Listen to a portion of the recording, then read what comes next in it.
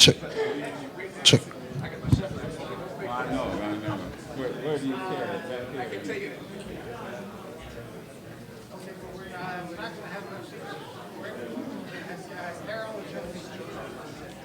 Oh, he's not. Oh. Carol, do you want to sit on the other side of, John, you want to...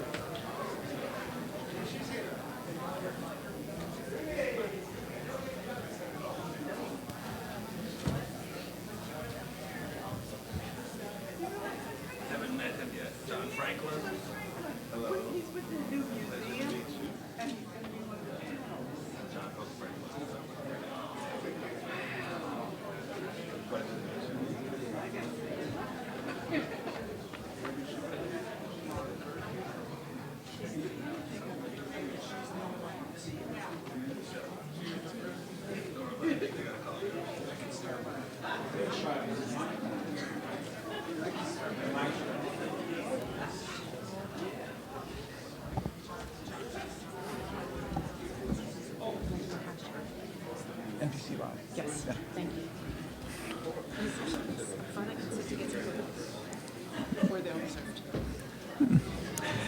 Good evening, ladies and gentlemen. Our program is going to begin in just a few minutes. I would ask you to now take your seats, and I just have some preliminary pre-show announcements for you. My name is John Hughes. I'm the president of the National Press Club, and I am thrilled that you're here. People have said, John, what was the highlight of your National Press Club presidency? Because it's coming to an end on Friday. And I would tell them, my highlight is going to be Tuesday night in the ballroom. So this is the highlight. Please silence your cell phones or electronic devices. Put them on vibrate or turn them off. We don't want them going off during the program, so please don't forget to do that right now. Our program is going to begin promptly at 7:30, and it's going to end promptly at 9. So it's got a hard beginning and a hard stop, and this is for C-SPAN and Sirius XM, who are going to be broadcasting this program. And so we told them we'd have a hard beginning and a hard end. Please stay in your seats until the entire program is done. So stay in your seats until 9 p.m. If you get up and move around, that will show up in the camera view from the back and will be disruptive. So please stay in your seats. The State of the Union address will be broadcast in this room starting at 9 o'clock. You're welcome to stick around and watch the State of the Union on this Jumbotron up here, all right? So you don't have to rush off if you want to see the speech. It's available right here. And other than that, I will be back with you in about 2 minutes.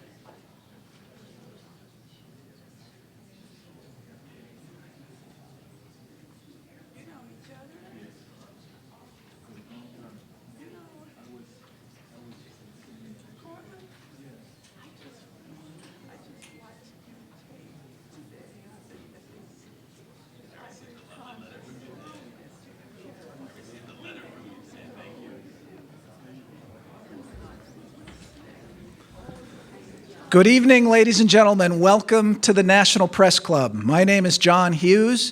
I'm the president of the National Press Club. I'm also an editor for Bloomberg's First Word. That's Bloomberg News's breaking news desk here in Washington. We are here for a special event. For the first time in 53 years, we will hear Martin Luther King, Dr. Martin Luther King, in his own voice addressing the National Press Club.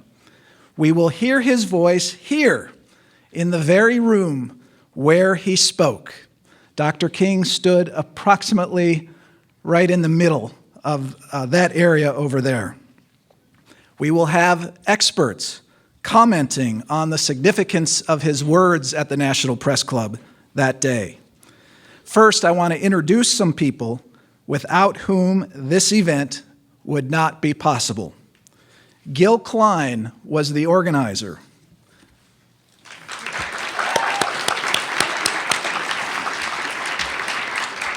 Gil is a former National Press Club president.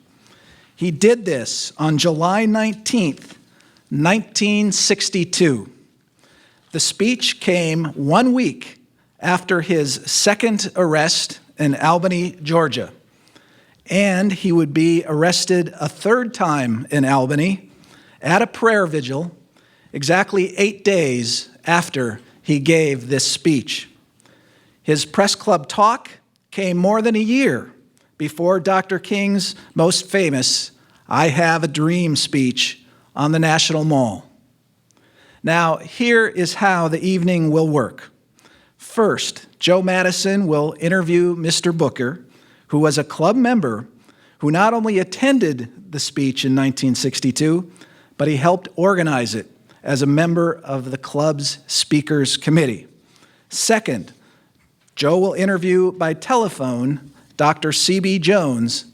Dr. Jones helped write the speech. Then we will hear 4 speech excerpts in the order that Dr. King said them. We will hear his opening, and we will hear his closing. And we have 2 excerpts in the middle of the speech. There will be a panel discussion of these first, middle, and ending sections after each section. One of these middle excerpts is a video clip. Everything else is audio, but there is one video clip. This video clip is the only known video clip of this speech to exist. There is no video or film of this event beginning to end that we know of, and we've searched far and wide. At the time we were doing these National Press Club lunches in the 60s, we only recorded them. We did not film them all as we do today. So while there is no video of the entirety of the speech, and we are not able to play for you the entirety of the speech in the Q&A because that would take too long, I want you to know that this video clip, the audio, and the entire speech is on our website at press.org/MLK. That's press.org/MLK. You will also see there a printed transcript of this entire event, beginning to end, including all the questions he was asked that day. That's available on the website, free. Feel free to access that and learn a lot more about this speech after tonight. After we hear the clips and discuss them, Joe will interview journalist Bruce Johnson, and then Joe will close the program promptly at 9 p.m. Now, Dr. King's appearance here was one of the most significant things to ever happen at the National Press Club. And to mark the significance of this event, and let me tell you, it's long past due, we've made a plaque that we're bringing out for the first time here today. And I said at the beginning of my presidency we were going to do this. We're going to put this plaque right outside these doors of the ballroom, just to the left. There's a photo of LBJ and Nixon there right now. LBJ and Nixon are just going to get moved. They're not going to go away, but they are going to get moved because that is a highly prominent spot to have observed that this highly significant event happened, and that plaque will be at the National Press Club, which really is a living museum. If you walk around and look at the walls, that plaque will be there as long as the press club stands. And while I am only president for another week, Believe me, if I ever come back and do not see that plaque hanging there, there will be nonviolent direct action to make sure that that plaque is returned. And I don't think anybody's ever going to move it, frankly, because we're all in awe of what we're all going to hear tonight. And I heard some of the excerpts earlier this afternoon, and it sent chills down my spine. With no further ado, I want to introduce Mr. Joe Madison. Thank you.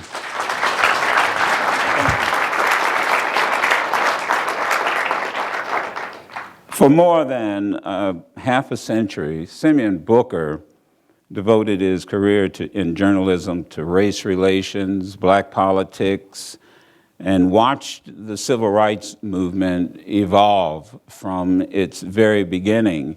And the stories that he and his fellow black journalists told and the things they encountered are chronicled in a book that he has written, a biography. In putting this panel together, the first thing we had to do was make sure that all the participants were alive and here with us. And when you consider it's been 50 plus years, we wanted to dig deep and far and get people who understood exactly what went on.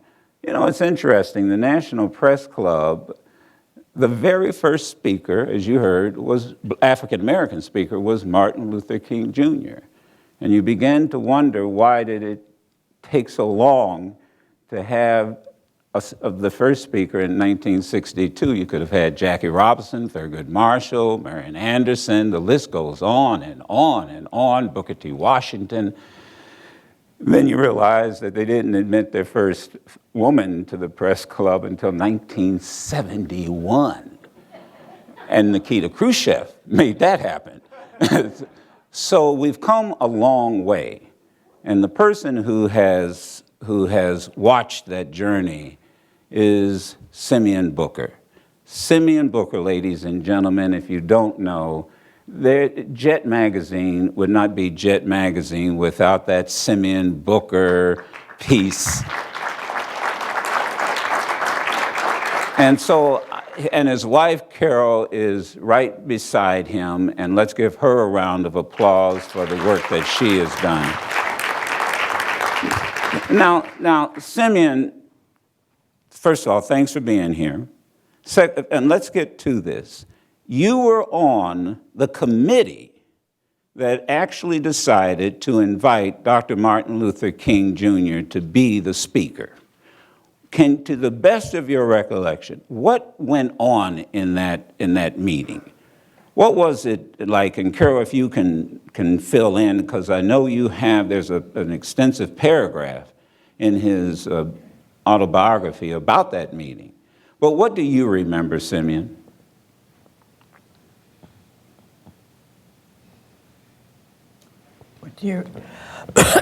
Two hearing aids make Okay. this a challenge. What do you remember about the decision to invite Dr. King? Do you remember some tension on the speakers committee? Oh, no. He doesn't remember. But he did remember when he wrote this book. So he's asked me to tell you. Read that, and then maybe it might jar his memory there. At 97, memory fades with every day. But this chapter in that book, yes. It is. This is from Shocking the Conscience, Right. A reporter's account of the civil rights movement, which Simeon wrote in 2013. It was published by University Press of Mississippi, ironically. But he writes that he remembered the first time that Dr. King spoke at the club in 1962. Simeon was only the second member of the club. The Second African-American member. African-American. The first being Louis Lortier. But Louis didn't participate. And when Simeon was sponsored for membership, he was urged to be an active member.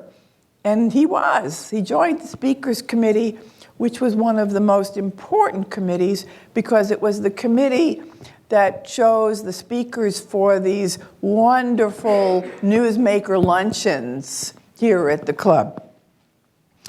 So he proposed that Dr. King speak. Now, Dr. King had gotten some notoriety, a lot of press because of the Montgomery bus boycott, but he had never been interviewed by the national press.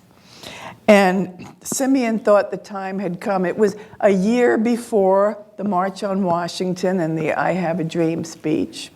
And it was 2 years before Dr. King became the youngest recipient of the Nobel Peace Prize.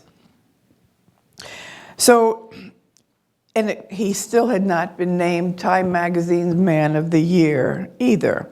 So Jet Magazine had had Dr. King on its cover at least twice. And if you know the history of Jet Magazine, the cover was usually a young starlet, a pretty young woman. Here was a newsmaker taking the cover, and that was rather unusual for Johnson Publishing. And King had never addressed a large audience of the national press. Also at the same time, in 1962, maybe even earlier, but in 62 at least, the FBI itself will admit that J. Edgar Hoover had targeted Dr. King as a possible pawn of the communist movement in America, as anybody who participated in civil rights at that time was suspect by the FBI as being not only a troublemaker, but possibly a pawn of the communist movement. So J. Edgar Hoover used the press, people that he knew, to send out rumors. And I think it might have been that, more than any racial issue, that caused dissension on The committee. To invite him to Yes, speak. because the chairman of the committee resigned in protest when the committee accepted Simeon's recommendation that Dr. King speak. The chairman of the Speakers of the Committee. Speakers Committee. Yeah, yeah. So he was the only one, but the speech itself, as we'll get to later on, is a magnificent speech. And you can tell from the questions that followed it that the seed had been planted, because there is one question about whether it had been written by Stanley Levinson, a New York lawyer who was considered by the FBI to be communist tainted. Is there, now I know that, and maybe I can get closer with this microphone, so if you would translate, is there anything, Simeon, that you've heard that you want to add, or did Carol pretty much get your thoughts there that you put down in the book? If you can. Can you hear Joe? Can you hear him? Yeah. Yeah. Is there anything you would add to my brilliant summary of what? Remember, we're going home together tonight. Well, keep talking.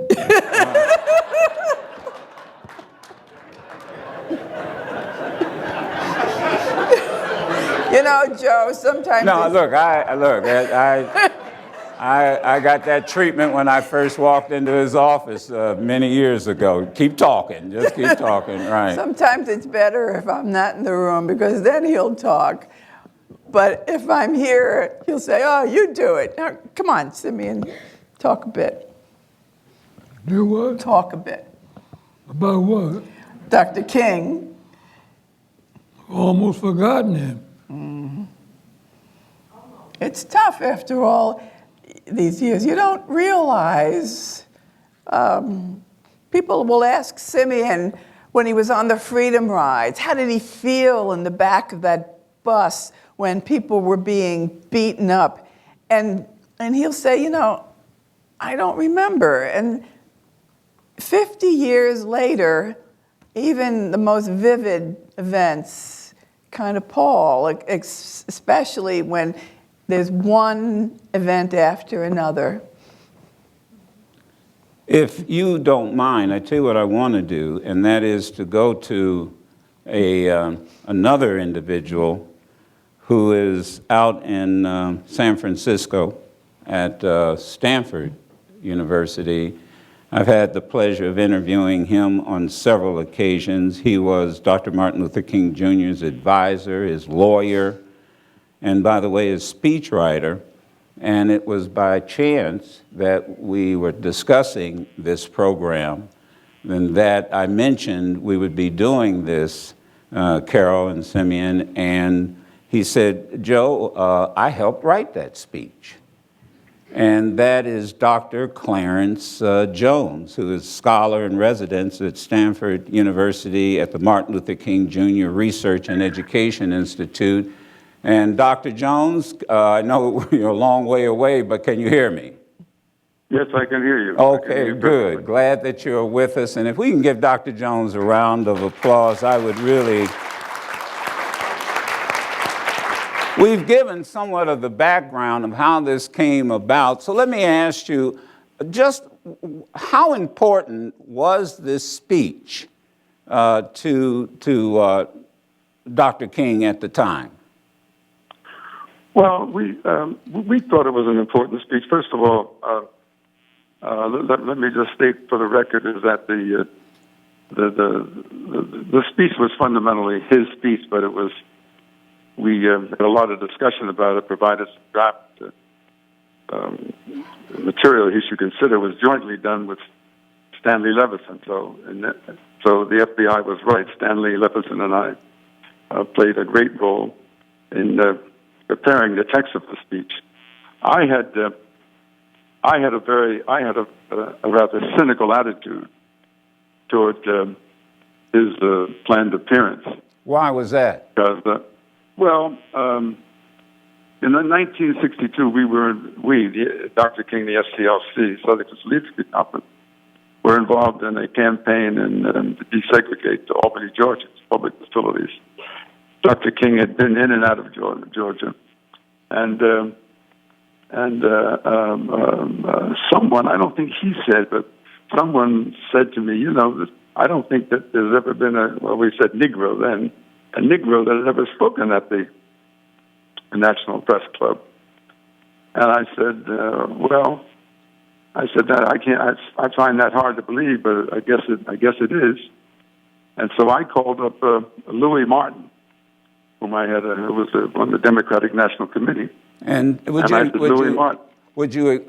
you mind telling this audience who Louis Martin was at the time? Louis Martin was at that time, in my opinion, the highest ranking black in the Democratic Party.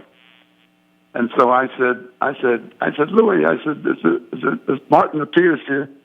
He said, yeah. I said, well, how come? I said, well, the Kennedy administration, you got Pierre Salinger, the press secretary, you got Andrew Hatcher, a Negro, assistant press secretary. I said, why is it taking so long to forget about Martin King, why is it taking so long to get a Negro at the press club? He said, well, I don't know, you need to ask them. That's what I'm asking you. So let me just say, so I had, when I say we, principally Martin Luther King Jr., Stanley Levison and I, but principally Dr. King, we were focused on Albany, Georgia. And we saw the occasion of his having an opportunity to speak at the press club, of him speaking about not just Albany, but the broader issue of race in America. Because, yes, he had received a lot of prominence from the Montgomery bus boycott. And by 1960, he had been on the cover of Time, Look, Life magazine, and all that. But a large majority of America, they just knew about there was this Baptist preacher, this Negro preacher in Montgomery, Alabama. They didn't know too much about him. They didn't know what we knew, that he was probably as erudite and more erudite than most of the people who had spoken at the National Press Club. He has the moniker of being a Baptist preacher, but let me just state for you clearly, Dr. King was brilliant, photographic memory, and was a scholar. Now, I I was critical of the National Press Club and also critical of Dr. King because he didn't seem to respond to what I wanted him to take a much more harsher position. I wanted him to when he spoke about the being there, I wanted him to actually say as part of the speech, why is it taking so long for a Negro to speak at the National Press Club? He says, no, that's going to be off the issue. Just remember now, he's speaking in, I think, July 1962. July 19, right. So, 62. President Kennedy is the President of the United States. Robert Kennedy is the Attorney General, okay? And the speaker before me, the woman mentioned, but let me just say for the record, from July 13, 1963, July 13, 1963, until December 30th, December 31st, 1967, every single telephone call, without exception, 24/7, every single telephone call that took place between Martin Luther King Jr., Clarence Jones, Stanley Levison, every single one was wiretapped, and the conversations transcribed, first by handwritten notes, and then they were typed and marked top secret. And so it's a little bit off topic, except your listeners should know that with respect to the Federal Bureau of Investigation and P. Edgar Hoover, any opportunity where Dr. King would be a celebrated person was the last thing in the world he wanted. He wanted to destroy his credibility, wanted to destroy his reputation. And so I don't know. I've heard secondhand. In fact, I don't have it before me, but I remember reading in the transcript of the wiretap files, his file before they started tapping our joint file in 1963. Hoover had anyway. Everybody knows it. Well, let me ask Dr. Jones.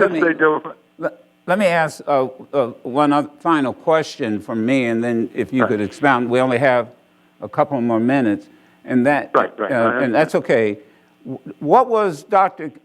King's reaction after the speech? How did he feel the reception was? What was his thought after this historic speech? It's interesting because I asked him. I said, "Well, how were you received? I wasn't there." He said, "Well, I thought it went over very well." He said, "But sometimes people have, sometimes even some of our friends, even speak more sometimes, Clarence, some of our friends, they have difficulty when you talk about matters publicly that they are embarrassed to hear." And so, from his standpoint, he felt that the mere fact that he spoke at the press club, the mere fact that he talked about the issues which were confronting America as a result of his experience coming from Montgomery and what he was, and I think he mentioned a couple of times, at least one time, I remember in the speech, because I wanted him to mention more, that he was in Albany, Georgia, and I wanted him to talk about Albany, Georgia being like a template, a kind of microcosm of what we're trying to do in the South. In direct answer to your question, he was pleased. I don't think he was. I don't think he was overwhelmed in any way. I think he was just pleased. His first reaction, he says, "Well, he says they didn't boo me." I got an applause. They didn't boo me, and I said, "Well, let's see what happens in the press. How they're going to try to tear you up in the press after it. Now, I don't recall in all fairness. What happened after that? Yeah, I don't recall him getting any negative press feedback. All right. Dr. Jones, thank you so much for taking the time to join us. I really appreciate the insight. Not a problem. Thank you very much. Right. So now let's go to the audio clip of, at least in part, of what Dr. Jones was talking about. Mr. Chairman, distinguished dais guests, members of the National Press Club, ladies and gentlemen, I warmly welcome the opportunity to address such a distinguished group of journalists. As has been said, I almost didn't make it. Just last week, I was convicted in the city court of Albany, Georgia, for participating in a peaceful march protesting segregated conditions in that community. I decided, on the basis of conscience, not to pay the fine of $178, but to serve the jail sentence of 45 days. Just as I was about to get adjusted to my new home for 45 days, Reverend Abernathy and I were notified that some unknown donor had paid our fines and that we had to leave the jail. As the Atlanta Constitution suggested the other day, we have now reached a new landmark in race relations. We have witnessed persons being ejected from lunch counters during the sit-ins and thrown into jails during the freedom rides. But for the first time, we witness persons being kicked out of jail. Victor Hugo once said that there is nothing more powerful in all the world than an idea whose time has come. Anyone sensitive to the present moods in our nation must know that the time for racial justice has come. The issue is not whether segregation and discrimination will be eliminated, but how they will pass from the American scene. Let me start with Cortland Cox, who was a Mississippi organizer during the Civil Rights Movement and has worked with the federal government on minority business development. He is president of SNCC's Legacy Board. And I'm always so intimidated when I get around Cortland because, one, he's just a brilliant individual. Just let me get your initial reaction on, because I know you prepped for this, you must have had some thoughts before you came in here when you were invited. Just your initial reaction about this whole situation and what you just heard, what you heard from Dr. Jones, and also maybe a little history about the relationship of Dr. King with SNCC at that time in Albany. Before I begin, I'd just like to say that I remember being in the same place with Simeon Booker in Bimini with when Adam Clayton Powell was there with Dick Gregory. And it was, I guess, maybe 1966 or 1967. And he was a person of high regard at that point and was important to telling the story. As we know, Jet Magazine, along with Simeon and Larry Stills, were very important in getting the message out. What strikes me by listening to Dr. King and listening to Attorney Jones is that while America wants to celebrate how far it has come, and it should celebrate how far it's come. Those of us who were involved in getting America to this point face very difficult circumstances. You could hear from Attorney Jones's tone about, being wiretapped, being talked about and thought about as a communist, being disregarded. I mean, clearly King was a brilliant person, as we stated here tonight, but being disregarded as someone who's making a tremendous contribution. That what strikes me about King's opening statement is that understanding all the difficulties that we were facing in Albany, Georgia. Of course, Albany, Georgia, they started the jail no bail discussion. So people went to jail. We were going to fill the jails. People were beginning to really deal with it, direct action. That Dr. King facing all of that in the South, not only in the South, but J. Edgar Hoover, the distrust of, in some respects, of the Kennedy administration, he came here and made such an opening statement. He was able to be affable. He was able to not really give you the sense of frustration that Dr. Jones talked about. And I think that was King's big contribution to America when America needed to see a face of what was going on. The question that was always asked, what do you Negroes want? That was the question that was always posed.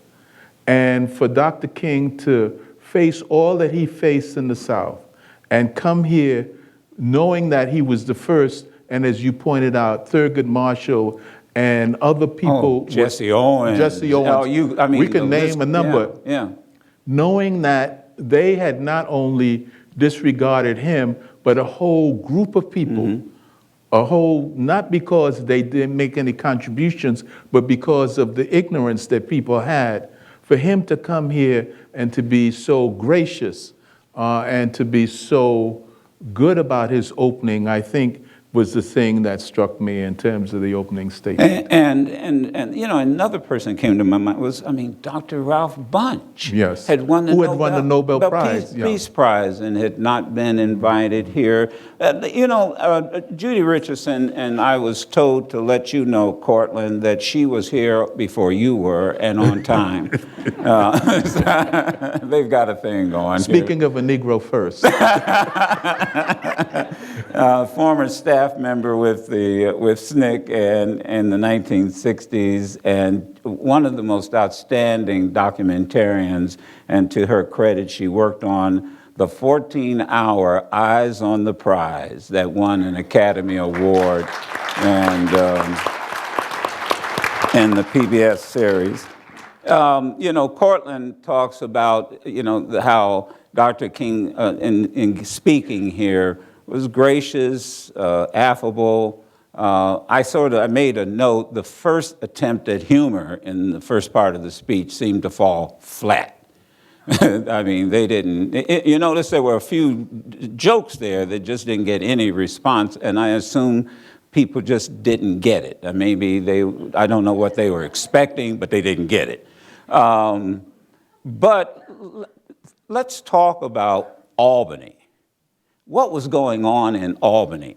Now, you're older now, more mature, but at the time, let's be honest, King also had a major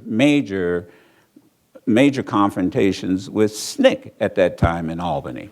I read a comment by my good friend, the late, great Julian Bond, who referred to Dr. King as the Lord, and here he comes.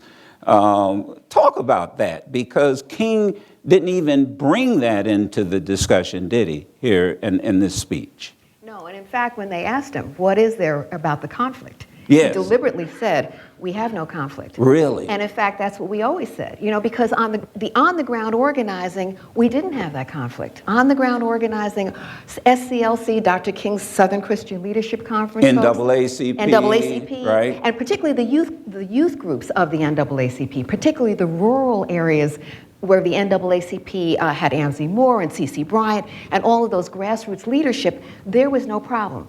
I think we had a different organizing style. I mean, it was, Dr. King was this incredible intelligence, but he was also a charismatic leader.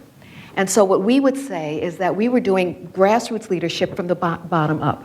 So when I think about Albany, I think not only of Dr. King and his spending the time in jail, but I think of Mama Dolly, who nurtured us, who protected us with her 12-gauge in Albany, who Georgia. was this? Mama Dolly is one of the many women in Albany, Georgia, and Terrell County. We used to call it Terrible Terrell, that was right next door. And all of the people, I mean, when you listen to, for example, Bernice Johnson Reagan, who is the founder of Sweet Honey in the Rock, primary at the Smithsonian for years, she comes out of that Albany, Georgia movement. And that youth movement was the absolute engine that came through in Albany. But the thing was, we believed in building a leadership locally that would survive even our deaths. So that the main thing was, you're not the leaders. You are building leadership from the ground up, and we were building leadership among those who normally would not have had a voice. So when I look at, for example, now I should say, by the way, unabashed ad for the fact that Eyes on the Prize, all 14 hours, is about to come on Sunday on the World Channel. Sunday, just before Downton Abbey, Sunday at 8 p.m. The first one will be at 7:30 with a 30-minute wraparound.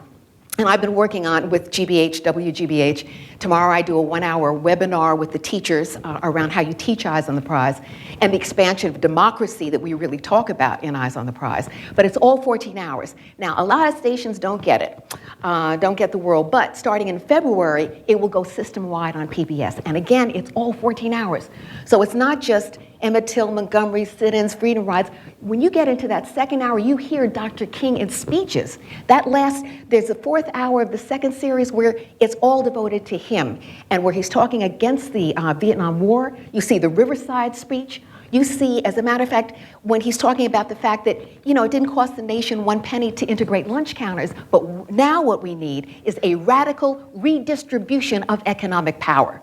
You see where he is now, which is incredible. But then you see he's going into Chicago in the second series of Eyes on the Prize. You see it in footage, you see it with the people who are interviewed, and you see him going in trying to take that nonviolent action north to Chicago and button right up against Daley. And what happens when you go into northern racism and that entrenched stuff? But let me ask, how did and feel free to jump in, how did the media, the press respond to this? Because one of the things Carol mentioned in Simeon's book is that Dr. King, most people don't realize this, we now have Eyes on the Prize thanks to you. And others. And others, yes, and others. But the reality is a lot of young people here think that it was constant news coverage, that the news coverage was constant, but that was not the case. I see Mr. Franklin wants to jump in on this. But it wasn't constant news coverage, was it? And Lord knows you weren't getting a tremendous amount of news in the Southern campaign. But you had the black press that was following. Really? Explain the importance of the black press that was following it. We had a very divided society at the time. And I'm going to talk about the Washington, D.C. of 1962. Please. Okay. African Americans couldn't eat in any of the restaurants near here. We couldn't stay in any of the hotels. My mother and father came here in graduate school. And my father said there was nowhere he could eat except the Supreme Court and the Methodist building when working at the Library of Congress. Of course, we never stayed in hotels in Washington. Where did you stay? We stayed with relatives. Whenever we traveled, anywhere, you either took the Green Book, which told you, Mr. Green told you where you could stay, where you could eat, in D.C., in the North, in the South, in Puerto Rico, in the Bahamas, and in Mexico. So did Dr. King carry a green book around? I mean, I guess Everyone had to carry at least a set of contacts or phone numbers. When we left here, going to North Carolina, when I saw the Iwo Jima Bridge as a 4-year-old, I knew that meant no more bathrooms, no more restaurants, no more filling stations until we got to our friend's home in Petersburg. And we would take our lunch from here and use the facilities of our friends in Petersburg and eat the lunch we took. So tie that into the significance of then Dr. King being invited in July of of being here invited, because then I guess he had to hightail it out of town or stay at cousin whatchamacallum's house. Right. I mean, 1962 is the same significance year, of it. 1962 is the same year that the Cosmos Club rejected Carl Rowan for membership. When I came to Washington, D.C. in 1960, the Washington Post had ads both for whites and blacks. The only place we could go, the restaurant we could go, I remember, there were, I think, maybe 3 restaurants that black people could go. Evelyn's, Key's Restaurant, and Billy Simpson's. Clifton Terrace, which was right up on 13th, and you know what Clifton Terrace was segregated. Black people couldn't move into that. Stokely Carmichael was one of the first people to move into Clifton Terrace. You know, this place, I mean, Washington, so it wasn't only the press club. I mean, O'Roy Chalk said you couldn't have any black bus drivers because they would steal the money. I mean, you know, this town, you know, we know was ruled by the Southern, I think McMillan and the people from the South, the Congress people from the South. They were chairs of the They were chairs, and they right? ran the political situation. Right. So there wasn't only the press club itself was part of one of the first things I did here when I came to Washington, D.C., is picketed RFK Stadium because they had no black people on the Redskins team. So, you know, I mean, I know Washington, and so basically when King came here, what John's talking about is what we all face, whether we lived here or whether we were traveling. So what Simeon did at that point, 50 plus years ago. Oh yeah, it took a lot of heart. It took a lot of heart for Simeon to walk into that committee. Oh yeah. Yeah. In this town, it wasn't just the press club, it was the whole environment, the whole society that was close to the black community.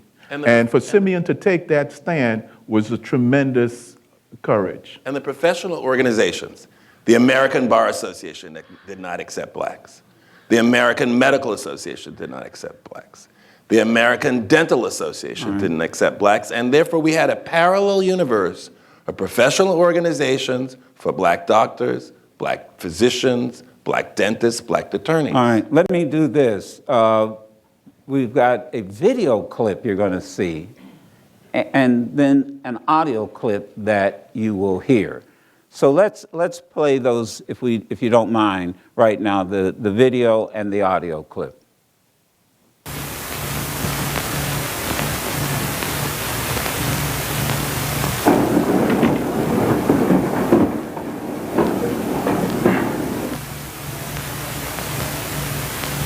We will not obey unjust laws or submit to unjust practices. We will do this peacefully and openly because our aim is to persuade. We adopt the means of nonviolence because our end is a community at peace with itself. We will try to persuade with our words, but if our words fail, we will try to persuade with our acts. We will always be willing to talk and seek fair compromise, but we are ready to suffer when necessary and even risk our lives to become witnesses to the truth as we see it. We are embarked upon a campaign to involve millions of Negroes in the use of the franchise. Some of our workers have already suffered violence and arrests for their efforts, but we will continue. We believe that without intensified actions, A correspondingly expanded federal government program of vigorous law enforcement is indispensable.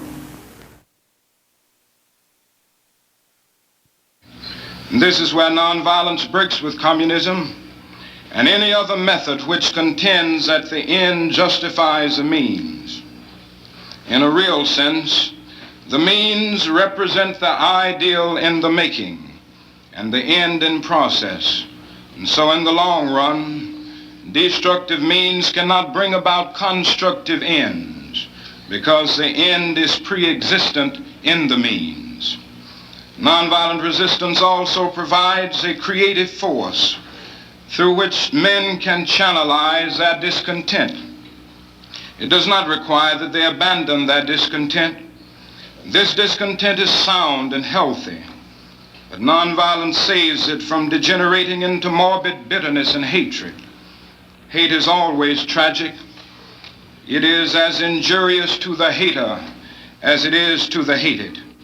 And psychiatrists are telling us now that many of the inner conflicts and strange things that happen in the subconscious are rooted in hate. And so they are now saying, love or perish. And this is the beauty of nonviolence. It says you can struggle without hating. You can fight war without violence. And it is my great hope that as the Negro plunges deeper into the quest for freedom, he will plunge even deeper into the philosophy of nonviolence.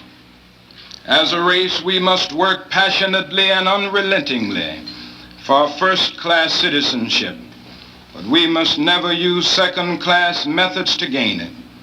As I've said so often, we must never succumb to the temptation of using violence in our struggle, for if this happens, unborn generations will be the recipients of a long and desolate night of bitterness, and our chief legacy to the future will be an endless reign of meaningless chaos. The nonviolent resistors can summarize their message in the following simple terms.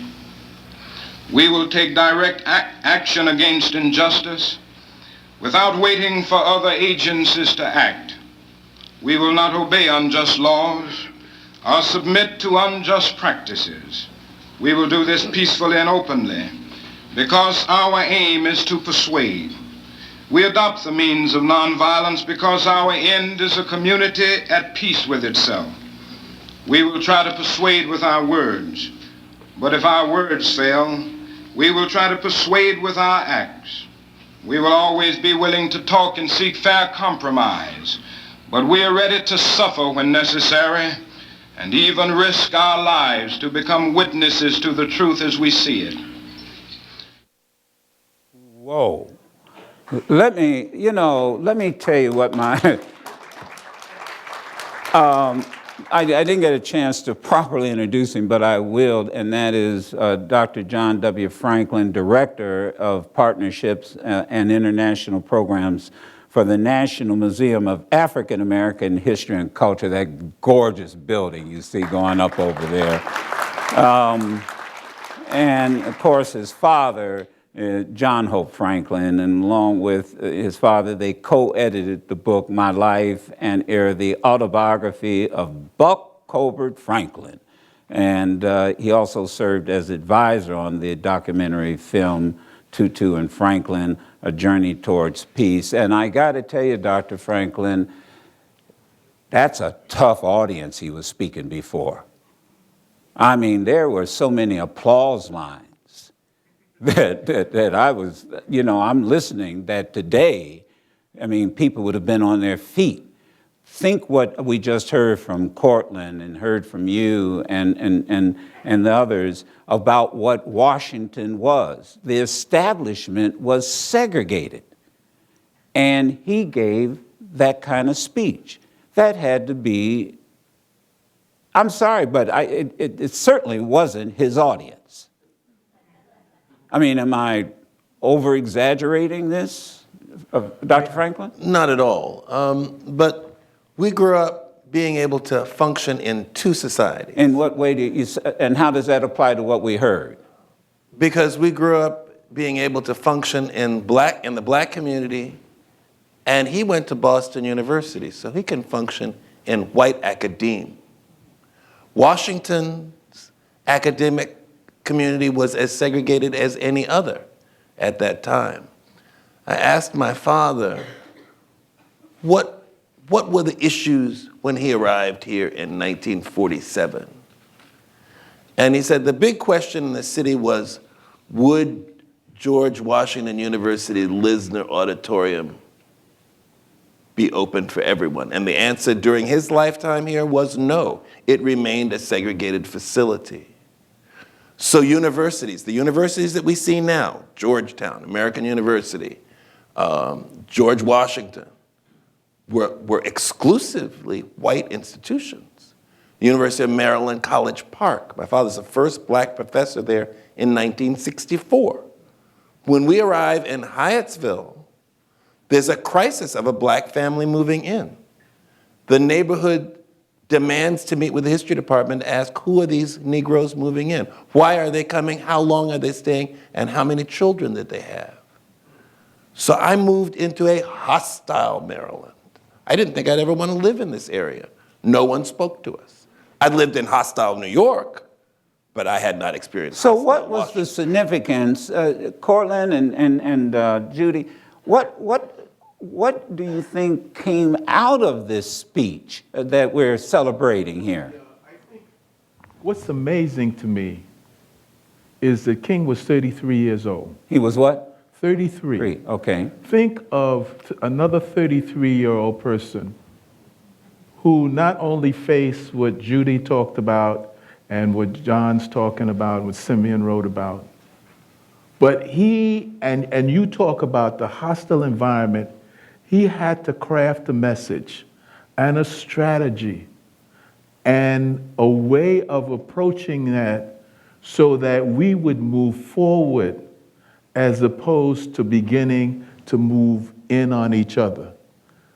I mean, when you think of the brilliance of King, at 33 years old, and he had already been on the scene for at least 8 years.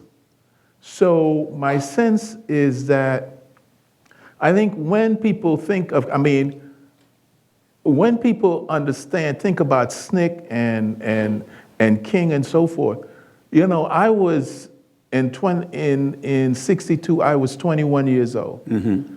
You know, there were others, old people, we considered people old in SNCC if they were 28. You know, I'm not going to call Tim Jenkins' name. but it does seem to me that what America has to appreciate, not only in terms of King, but in terms of that whole generation of people who were generally ranging from 17, 18 years old to, you know, King being at the outer limits of 33, a whole strategy, a story, a rhetoric that was able to move this country from where it had been to where it needed to go. I think that is something that people need to really appreciate, the genius of that group of people that made the difference in this country. And I wondered, because I would assume at that time that most of the members of the press club were active journalists. They were columnists, they were journalists, but you know, I just wondered what the impact was after that speech.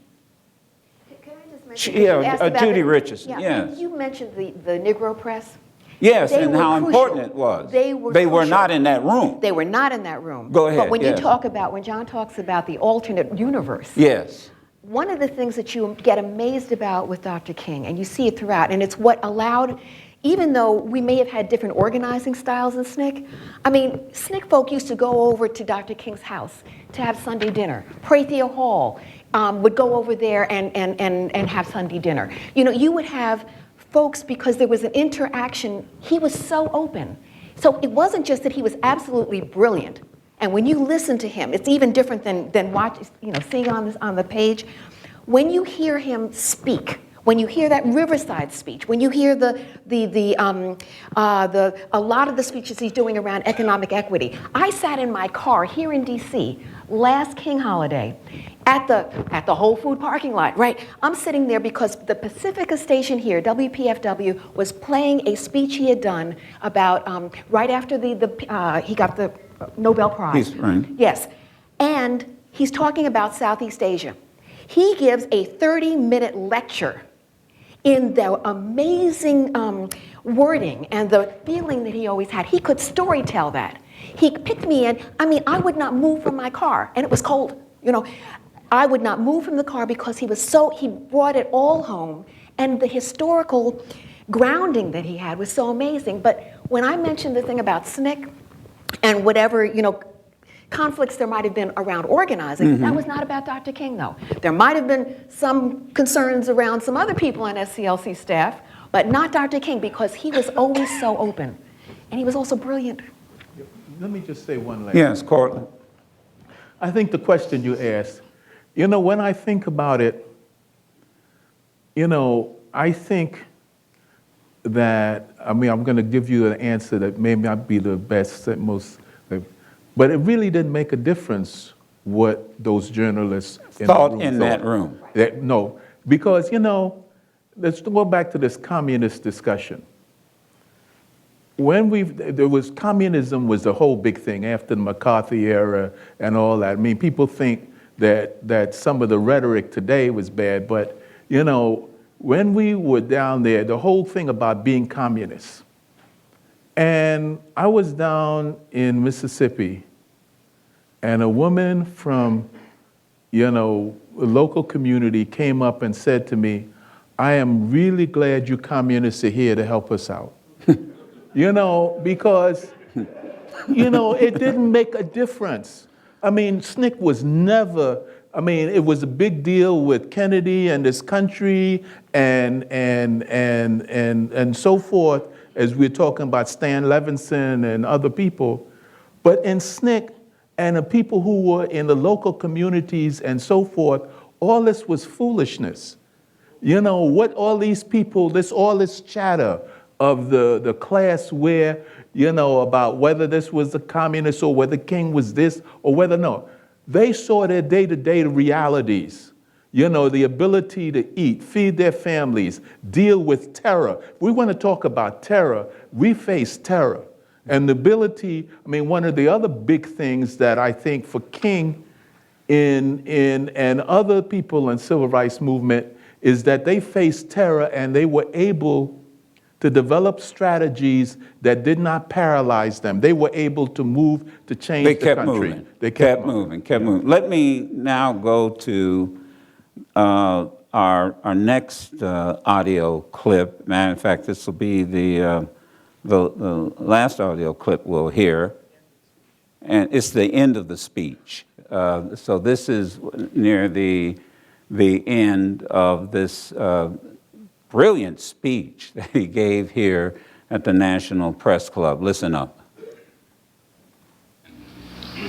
We have come to the day when a piece of freedom is not enough for us as human beings, nor for the nation of which we are part.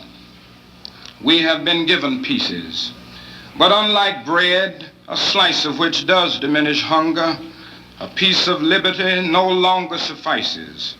Freedom is like life. You cannot be given life in installments. You cannot be given breath but no body, nor a heart but no blood vessels. Freedom is one thing. You have it all or you are not free. And our goal is freedom.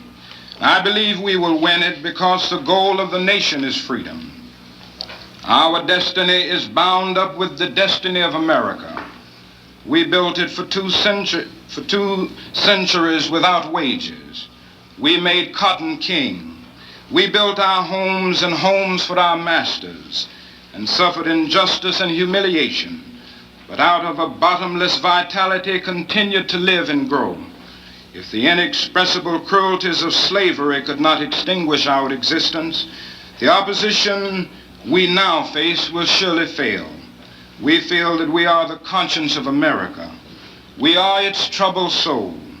We will continue to insist that right be done because both God's will and the heritage of our nation speak through our echoing demands. We are simply seeking to bring into full realization the American dream, a dream yet unfulfilled, a dream of equality of opportunity, of privilege and property widely distributed, a dream of a land where men no longer argue that the color of a man's skin determines the content of his character, the dream of a land where every man will respect the dignity and the worth of human personality.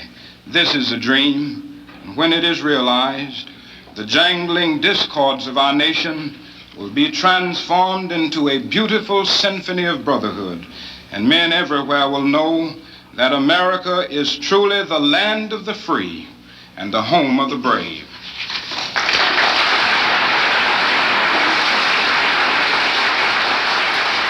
I'm going to, with our panelists, and we're going to close out, and Bruce Johnson has just arrived, but let me do this as I go across this panel. I made a note. I wonder what the journalists at the National Press Club that July 1962 expected to hear. Now remember, they never heard an African American speak at their luncheon.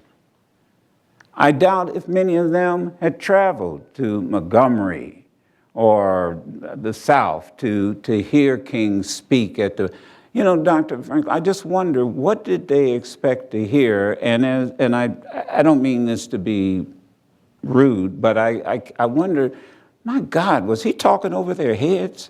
I mean, I wonder if they got it.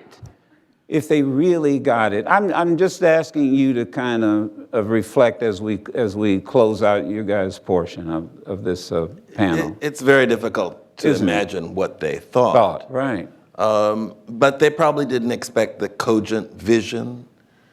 They may have expected a preacher, yes, but not a scholar, you see. And I think that they were probably surprised at the presentation, at the decorum, at his civility. Because if you read Isabel Wilkerson, and she talks about the meanness, not just of the laws, but of the customs that control the lives of black people of any status, she said that it really defies migration theory. She's writing about the black migration. She said, because the migration of black people out of this terror is much more like people fleeing famine and war than migration. It upsets migration theory, because what black people were subjected to in the South, and we were subjected to equally in the North, was mean. And I don't think that America expected to hear about itself, to hear that it was not giving the promise of America to everyone. Judy Richardson, your sense of, as you heard the conclusion of that speech? I think more about about how he and so many others were able to survive that and to really to build organizations that helped their communities survive. I mean, one of the main things about Dr. King was that he was so well grounded in his community, in himself. And so it didn't much matter what the press club thought. I mean, I go back to what Cortland said. You know, he knew what the black press was doing, and that really was an alternate. I mean, when we did Eyes on the Prize, it was Simeon Booker's photos that we could go to. Yeah. We couldn't go to Clarion Ledger and Jackson. Yeah, right? isn't it true that during the Nobel, correct me if I'm wrong, the Nobel Peace Prize, there wasn't a single major mainstream publication when you got the award? That maybe, I didn't know. Yeah. Yeah, I think that was Yeah. the But was the it case. was that yeah. alternate universe. Ebony the was ground- there. Had it not been for Ebony, we wouldn't have had photographs. Yeah, Ebony, right? And the mainstream. jet. The And jet was always yeah. there. Yeah. Afro. All right. Well, all right. We're going to start calling Okay. out names. That's now. right. Yeah. Chicago Defender. Pittsburgh Purry. That's right. Carol, do you want to bring any comment? Just your thoughts as you were putting together Simeon's book and what you've heard and your thoughts on it quickly? Well, I was very interested in the questions that the club transcribed from the audience, and it reflects everything that's been said so far. In what sense? Give us an example. They were surprised. They were surprised at what they heard. They were dubious. One questioner said, well, this was the questions that the press club has after every speech. Yes, yeah, they the have audience a Q&A. passes Right. them up on a little card. Right. One of them was something like, this wasn't anything like a speech you gave in Albany or something like that, Yeah. right? Right. And he just very nicely explained, well, when I'm preaching, I preach, and this is not that audience. Here, he was, I'd say, more teaching, more telling people what they needed to know rather than exhorting them to take some kind of action. And after this, he was on Meet the Press, I think 5 times before he was assassinated. So he had larger audiences than this afterwards and had a chance to go over the same kinds of things with 2 or 3 reporters, sometimes Simeon, asking him the question, Lawrence Spivak and all, and Bill Monroe. So this was his introduction to the national press, and it didn't end here. It went on. And as I look at Simeon, and I want everybody to understand, and Cortland made this point, the courage to be only one of 2 African Americans in the press club at that time, and the courage to go into that speaker's committee and say, I want Martin Luther King to be a luncheon speaker. And then think about this, to have then the chairman quit, give up that chairmanship once the committee decided we were going to do this. It took a great deal of courage on the part of Simeon Booker, who is sitting here, and I think we deserve to.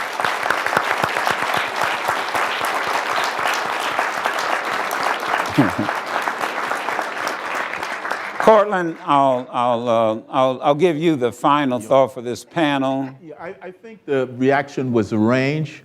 I think A range? A range of reactions. Oh, a range. Oh, I okay. think I think there were a range of reactions. I think that on one end there were a small group of people who were just hateful. On the one end, I think the majority of people, it was just something else to do, and then at the other end range, a couple of people like Claude Sitton from the New York Times and a couple of others may have gotten it.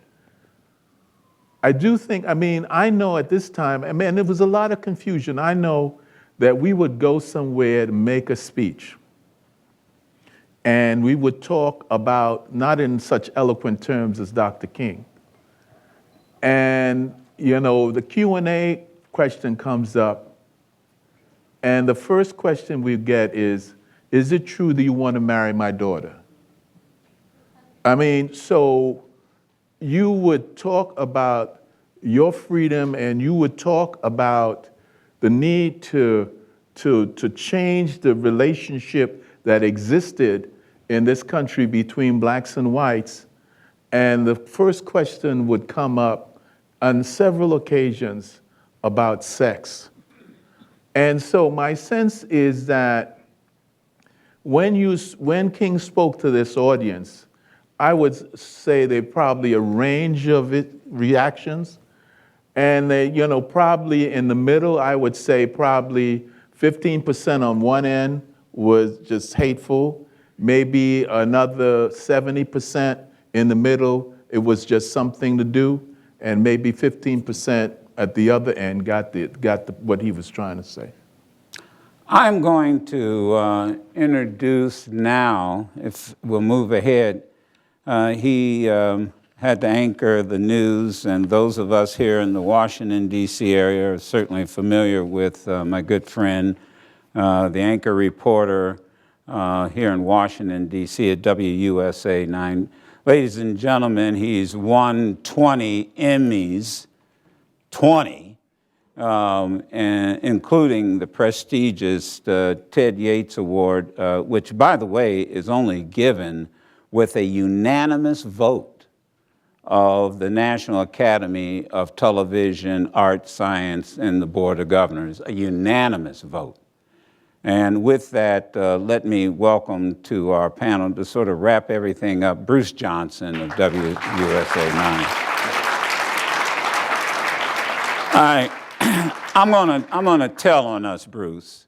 Bruce emailed me and said, Joe, what am I? I'm going to be late. I'm not going to hear most of the panel, although I think you've been in the back and you've got a chance to hear it. So how should we approach that? And when the two of us start talking on the phone like that, oh my goodness.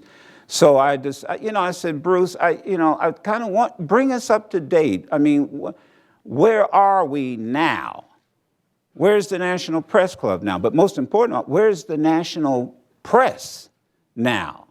And you had, it didn't take me but 2 or 3 sentences, and man, you were rolling.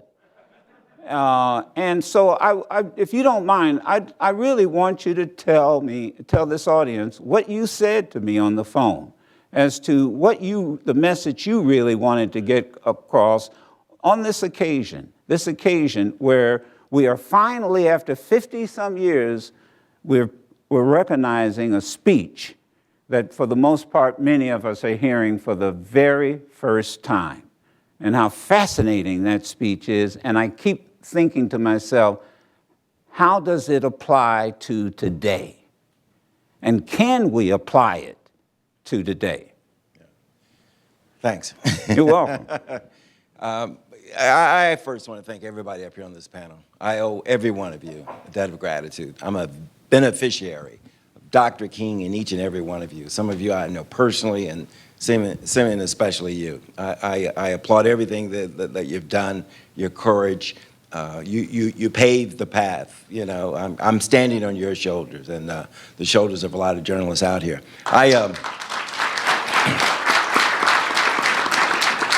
One of the things I said to Joe is they may not invite me back to speak because I'm gonna tell you what I really think and what I've seen. Okay, and it's just my opinion. Other people can disagree, but I'm a product of the civil disturbances, if you will, of the '60s. Okay, in 1968, I was graduating from high school, and I spilled out into the streets. 28th and Dumino was the street, National Guard at one end, and we're at the other end. I gotta be honest with you, I wasn't even sure why I was out there, except that my friends were out there, and it was the thing to do. And so I had to backfill. I later found out why I was out there. Dr. King didn't come to Kentucky and Louisville that often, but he had an incredible impact, on my mother, who was a domestic, who raised 8 kids. And because of inspiration like that from Dr. King, after raising 8 kids at age 52, she got her undergrad degree from the University of Louisville. So that's the cloth that I'm cut from. Enough of that. I have serious concerns about where we are today. And Dr. King knew exactly why he was here addressing the National Press Club, because he came in with an agenda. He didn't need permission.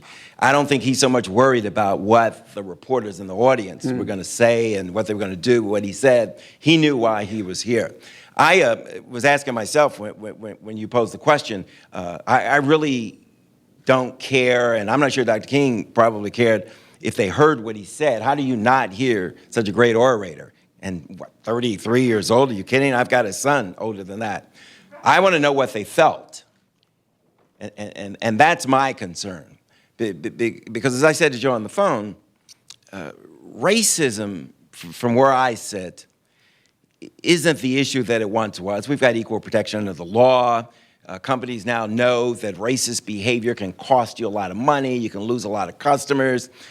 People know that they can lose their jobs. Of course, a lot of us now go, to social media where a lot of racists can hide, that sort of thing. That's another story. We can get to that later. But indifference is a big issue. That's what I see. A lot of my friends, good friends, white friends, went to the polls, and a lot of them voted for Barack Obama. And they thought that was the end. Okay, we've done it. We're there. Okay? I turned to Ron Walters, noted a political scientist who's no longer with us. He was at Howard University and then later University of Maryland. And I turned to him in the newsroom. I said, Ron, help me. What does this mean? The election of Barack Obama president. What does it mean for black people, for African Americans? And he says to me, stunned me, quote, not much. It'll give you something maybe to turn to your son, your kids, and say, see, you know what I mean? Much like you do Jackie Robinson, baseball, you know, you've mentioned, you know, Jesse Owens and the others. He says, won't give you much more than that, okay? And then you proceeded, and he lays it out there like a lot of elders do. They lay it out there, and then you'll figure it out eventually. And that's what he was saying to me, because we didn't have a lot of time. And then you see the president, State of the Union address or whatever, you know, he's giving a speech, and the guy yells out, you lie. You know, what did you feel? I know what I felt. I wonder, what do my white friends feel? You know, and my point being, indifference is still a big problem with my white friends. It's a very big problem with journalists, okay? Race still sells, by the way. We run to a race story because it has all the elements. Chance of violence, fear, misunderstanding, unpredictable, people are gonna get locked up, and it's a great live shot. It's a great chance for the anchor to turn to the reporter in the field, take care out there, okay? Reporter's got all the gear on and stuff, you know? It's great television. But we don't, and I think indifference guides us in a lot of this, we don't go much further than that. We don't look at why people are out there. We don't look at their lives, because then that becomes tedious. You know, it takes a lot of time. The masses aren't interested in that. And, you know, our business, like a lot of businesses, has gone through a lot of change. You see where newspapers are disappearing. Philadelphia Inquirer today is looking at going nonprofit. You know, reporters are losing their jobs. Reporters are constantly working under the threat of losing their jobs. Good side of social media is that those not covered by mainstream can now maybe go out and start their own publications. But if you're still working for the big papers, the Post, New York Times, that kind of place, you're worried about your job, paying your mortgage, and that sort of thing. So you fall in line. You may not have time for those kind of stories that you think really need to be told and explored. But it doesn't even have to be that complicated. Look on Sunday television. Pick a network, your favorite network. Not Fox, because they're a little different, but pick the other ones. The ones you consider, okay, mainstream. I'm going to tell you what you're going to find. If it's about race, civil rights, you're going to find black people on the panel. If it's about the economy, if it's about international affairs, if it's about politics at the highest level, chances are it's going to be an all-white panel. Chances are it's going to be a predominantly white male panel, okay? They're going to sprinkle in white women. White women are the biggest beneficiaries of affirmative action. That's not an opinion, that's a fact, okay? That's not slamming anybody, it's a fact. Indifference makes that picture so. Nobody looks at it and says, what's wrong with this picture? It's not like there aren't qualified African-American journalists or Hispanic journalists or Asian-American journalists. Nobody thought of it. And guess who didn't think of it? The guy making the decision. Who do you think the guy making the decision? It's the same guy who years ago, after Dr. King and after we took to the streets in '68, was made to think diversity. It takes work to think out of your box. I mean, if it's just me and my boys, I mean, I'd be sitting up here with a bunch of my Kappa Alpha Psi brothers. I mean, these are my guys. That's not diversity. That's more of me. You know what I mean? You know exactly what I'm talking about. It takes work. We no longer work at diversity. That's my problem. You know, you got to think outside your box. So what do we work at? What do you in the media work at? Guys like me, I mean, we have Well, not you. Yeah, well, I was going to say because we have a responsibility. Yeah.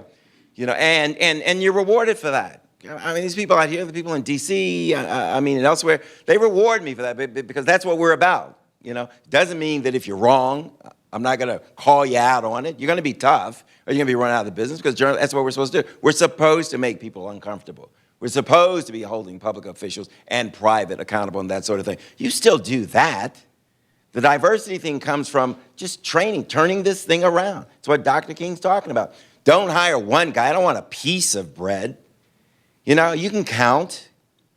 And diversity is good business. I mean, come on. I mean, is it really that difficult? Diversity is good business. If I want black people to watch me, if I want Hispanic people to watch me, if I want Asian Americans to watch me, I'm putting them on TV. And then I'm going to charge you as a black and Asian American, Hispanic, to go out and cover that community. Because maybe this guy can't, but also It's no excuse that you can't cover that community. And again, we come back to disinterest. I haven't made it part of my training to know your community or your community, okay? And the worst culprit of all to me is the minority who comes into the shop and doesn't want to cover his or her community. I mentor a lot of young people. Had a young Hispanic woman who didn't want to cover the Hispanic community. She's bilingual. I said, are you kidding me? Then that's your base. They're looking at you because of you. You know? Why do you think that exists? Why aren't there more Simeon Bookers? Takes courage. You have to stand up to the power struggle. Number one, you have to be good. Keep in mind, I mean, this is a business. You have to convince people, and sometimes you do it through your work, that a good story is a good story. 60 Minutes, think about it. I mean, in terms of editing and being slick, it's actually some of the worst television, production-wise, there is. But it's the number one show in all of television because they tell good stories. You learn as you go along. It's a big part of my job to teach as I do these stories, to teach those that I work with and those that watch, our viewers. Here's a good story. Here's something you need to know about this person. Let me bring up a thought and I'm thinking about parallels here. We have the former SNCC folk here. You're always SNCC people. You're never former, you're always SNCC. You'll be SNCC until the day you're no longer here. You'll go to heaven being SNCC. And I'm thinking now parallel Black Lives Matter. I swear there is a parallel there, that the Black Lives Matter young people get treated and covered the way that they covered the SNCC young people. Now, am I right or wrong? I want to say this about Black Lives Matter, okay? Again, getting back to the white people, for the most part, had no idea that police this way in their communities and that way in black communities. The Washington Post has done a great job with the data. I mean, more armed white people get shot by police than armed black people, okay? But more unarmed black people get shot by police than white people. Why is it most of the fatal shootings are coming at the hands of white male police officers? My point being, and I'm not trying to gauge somebody where their heart and their mind and all that is, training is probably a big part of this. But if you know this kind of stuff, you can train them up front. We know that community policing works. We know that a police department, just go to West Baltimore, we know that a police department that isn't from the schools, that doesn't live in the community or even in the city and live so far, they're considered an occupied force.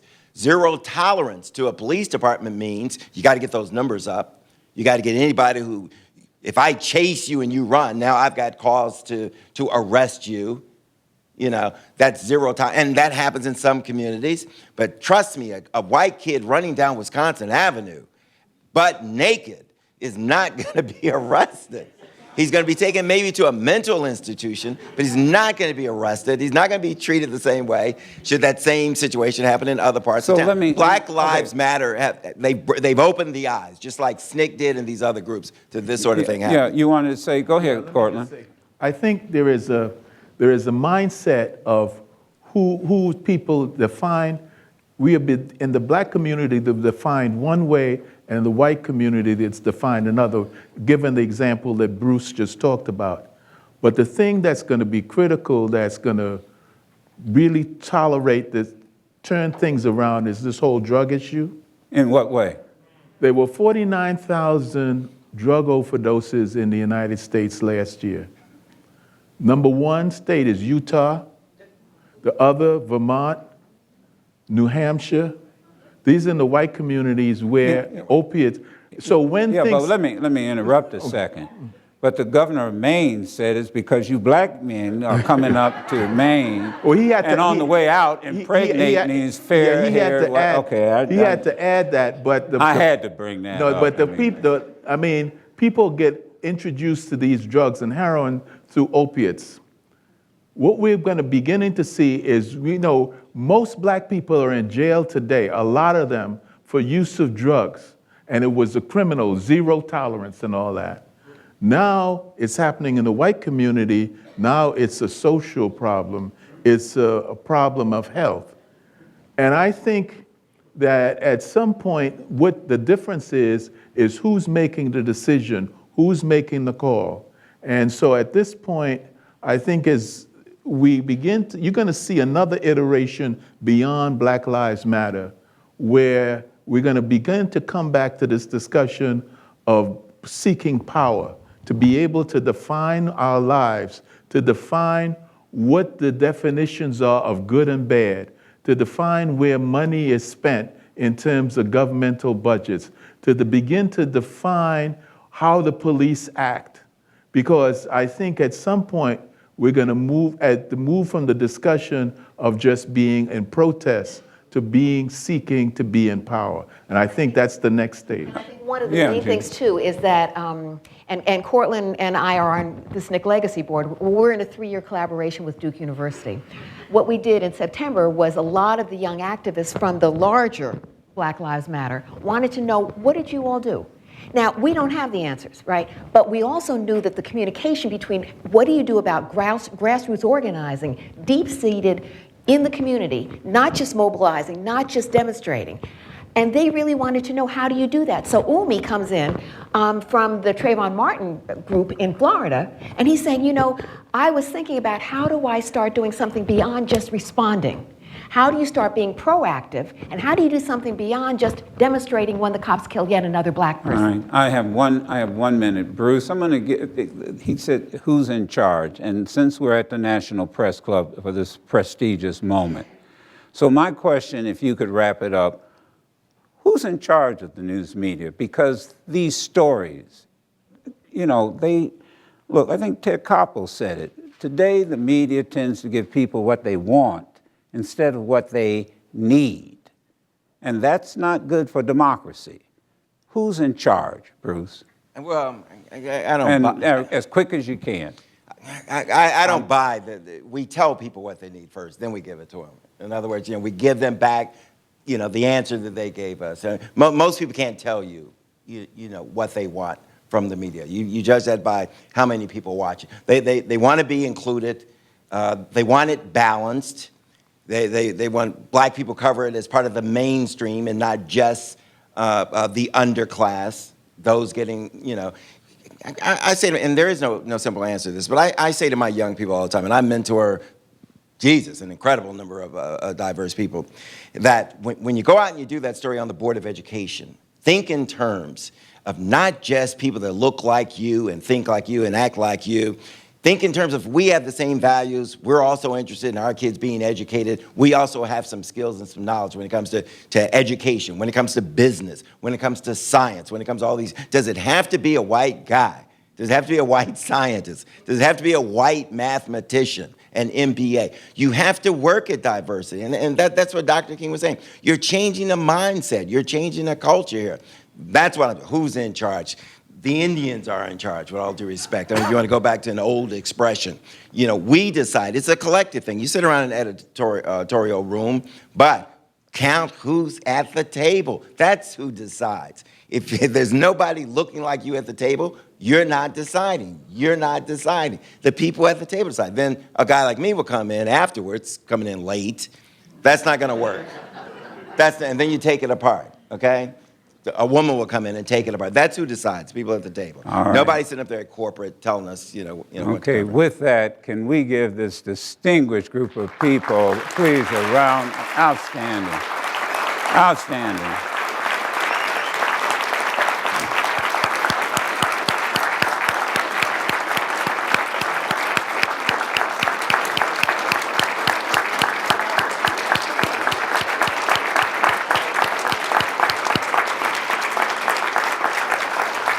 And I'll end with a shameless plug. You will be able to hear this on Sirius XM channel 126. Martin Luther King Day, Monday morning. We'll have it on our show. We'll actually play it back twice, so it'll be all morning long.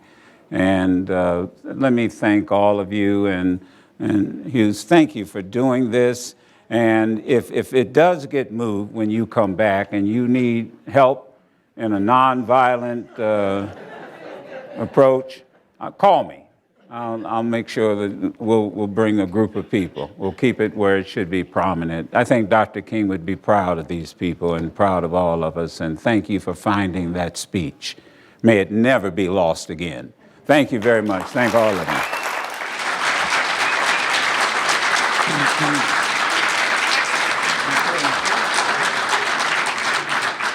So you guys photographs, selfies, and all that kind of stuff.